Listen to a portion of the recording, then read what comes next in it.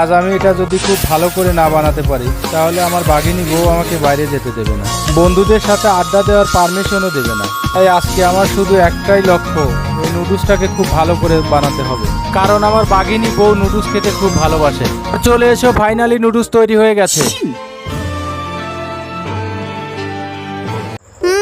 মনে হচ্ছে ঠিকঠাকই আছে।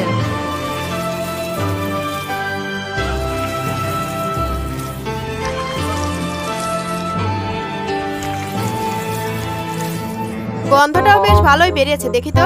সত্যি সুগন্ধে ভরপুর, স্বাদেও কোনো কমতি নেই। মশলা আর তেলে ভরপুর, খুব সুস্বাদু হয়েছে।